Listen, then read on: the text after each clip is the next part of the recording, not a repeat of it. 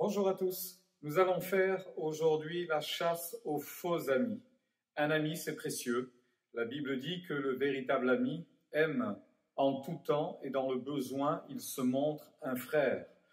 Par ailleurs, il est même dit que l'ami peut aller très loin dans sa relation avec nous, à savoir que les blessures d'un ami prouvent sa fidélité. Quand on parle d'amitié, quand on parle d'amis, on parle de sincérité, on parle de vérité, on parle de droiture et on parle d'honnêteté. Maintenant, il y a plein de faux amis. À vrai dire, chaque jour, nous avons tendance à nous tourner vers de faux amis. Je prends en témoin ce qu'il est dit dans le livre de Jérémie. Ça, c'est une séduction qui peut arriver quelquefois. Voici que des personnes fréquentaient le temple régulièrement et autour d'elles, il y avait d'autres personnes qui en quelque sorte les flatter. Il est dit ceci, ne vous livrez pas à des espérances trompeuses en disant, c'est ici le temple de l'Éternel, le temple de l'Éternel, le temple de l'Éternel. Si vous réformez vos voies, c'était ça la condition évidemment, et vos œuvres, si vous pratiquez la justice envers les uns et les autres, vous n'opprimez pas l'étranger, l'orphelin et la veuve, si vous ne répandez pas en ce lieu du sang innocent, si vous n'allez pas après d'autres dieux pour votre malheur, alors je vous laisserai demeurer dans ce lieu, dans le pays que j'ai donné à vos pères d'éternité en éternité, mais voici, vous vous livrez à des espérances trompeuses qui ne servent à rien.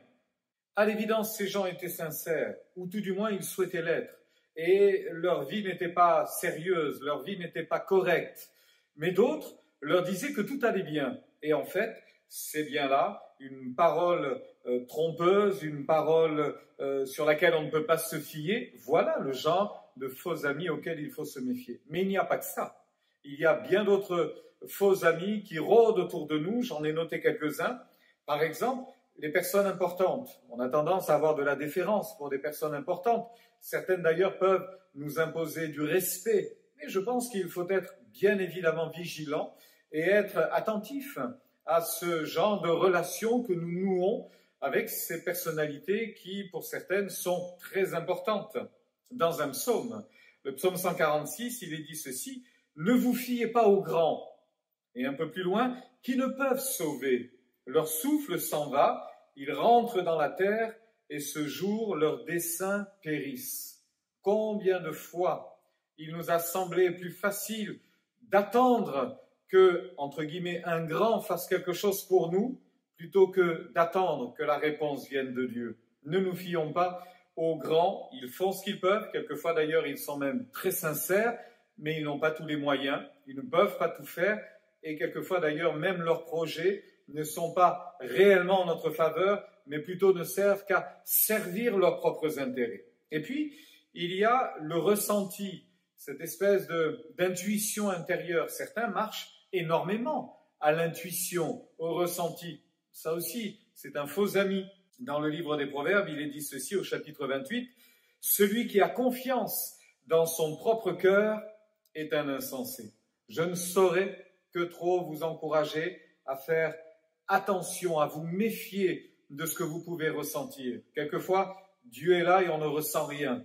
D'autres fois, Dieu est là et on ressent sa présence. Ne nous fions pas au ressenti, fions-nous à quelques vérités et parmi elles, il y a celle-ci. Ne nous confions pas en notre propre cœur parce que c'est de la folie. Un autre faux ami, c'est celui qui nous permet de porter nos regards vers nos capacités, tout ce que nous avons à disposition. Là encore, dans le livre d'Ésaïe, il est dit « Malheur à ceux qui descendent en Égypte pour avoir du secours, qui s'appuient sur des chevaux et se fient à la multitude des chars et la force des cavaliers. » C'est vrai qu'avoir de la force, c'est intéressant. Avoir des moyens, c'est vraiment bien, c'est vraiment intéressant, mais ça ne fera sans doute pas tout le temps. Voilà pourquoi se confier et se fier uniquement en une richesse que l'on pourrait nous prêter ou quelque chose que nous avons nous-mêmes est encore illusoire. Ça ne suffira pas. À un moment donné, les richesses s'épuisent. À un moment donné, la force nous manque et nous avons besoin d'autre chose. Et j'en viens à un dernier faux ami, c'est l'expérience. Rien n'est plus terrible que l'expérience. Parce que l'expérience, notre expérience, c'est en quelque sorte notre expertise. Oui, je me souviens, j'ai vécu telle situation à tel moment, voilà comment ça s'est terminé, voilà ce que j'en ai conclu, et voilà comment je vais réagir cette fois-ci. Mais toutes les situations que nous rencontrons peuvent se ressembler, mais ne sont absolument pas les mêmes. Voilà pourquoi, quelquefois, il nous faudra réagir autrement. Mais comment faire si nous ne nous fions uniquement qu'à notre expertise et à notre expérience? Là encore, dans un psaume, le 44 notamment, « Car ce n'est pas en mon arc que je me confie, ce n'est pas mon épée qui me sauvera. » David est intelligent. David sait qu'avec une épée, on ne fait pas tout et qu'avec sa propre expérience, il ne vaincra pas tous ses ennemis. Alors la conclusion de tout cela, eh bien, elle est toute simple. Le véritable ami, c'est Dieu. Notre véritable ami, c'est Dieu. Tout le reste, raisonnement, intuition, personnalité, appui que l'on pourrait obtenir ici et là, ne sont que des aides, mais certainement pas le véritable ami. Quelquefois, cela nous sera très utile et nous sortira de bien de mauvais pas. Et d'ailleurs, Dieu pourra utiliser tout un tas de circonstances, des personnes qui nous aideront. Notre propre expérience nous servira. Mais souvenons-nous d'une chose, mieux vaut chercher un refuge en l'Éternel que de se confier à l'homme. Mieux vaut chercher un refuge en l'Éternel que de se confier au grand, qu'il est vrai, ce verset du psaume 118. Alors, que Dieu vous bénisse tout au long de cette journée et confiez-vous, fiez-vous à ce véritable ami qui est à vos côtés et qui vous bénit encore.